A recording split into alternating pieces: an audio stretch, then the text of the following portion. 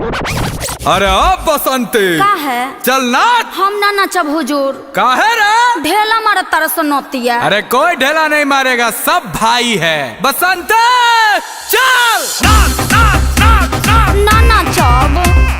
नाच नाच नाच नाच। अरे ना नचब जी।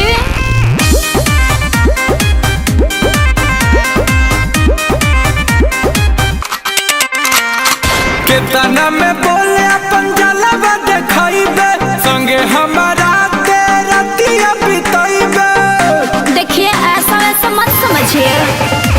कितना में बोले अपन जलवा देखाइबे, संगे हमारा तेरा दिया बिताइबे।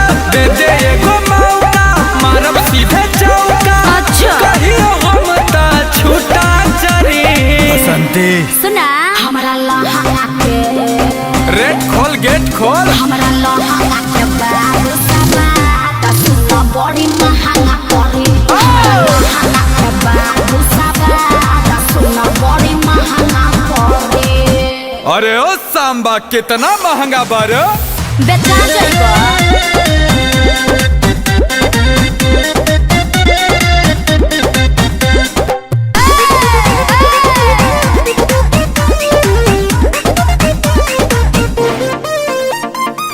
लागेला कमे तोरा उमर रे, बाटे कमरिया में हुनर रे। अच्छा। ना चली अजबे ते लहंगा उठा के, सब नचनिया से सुनर रे। देखी क्या जलावा सभे अंगुरी काटेला, आ बॉडी पगड़ी हमरा के बाटेला। बोल ना अकाउंट भर दिए माउंट, कहे तेरा केहू कुछ ना करी। हमरा लहंगा के हमरा लहंगा के बाबू सबा सुनो बड़ी महंगा पड़ी। हमरा लहंगा के बाबू सबा सुनो बड़ी महंगा पड़ी। नाचते नु बानी, नाचते नु बानी।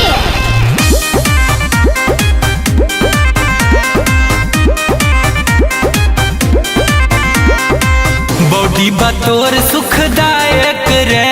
अच्छा। बारिश ते हमारे लायक रे। मुँह देखला है? सगरो हमारे हुकुम चलेला, चिन्हले मुखिया विधायक रे। सब नेता करेता भी हमारे रेंज में बड़ुए, एही से बाबू हो हमर फीस अलग हड़ुए।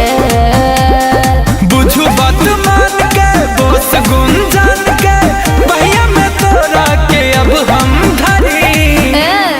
हमारा लहंगा के करे हमरा लहंगा के बाबू सबा सुनो बड़ी महंगा पड़ी। हमरा लहंगा के बाबू सबा सुनो बड़ी महंगा पड़ी। सोना गुथवैले बाड़ू का हो? तब का ओसे कम बुझल का? आदिशक्ति फिल्म्स।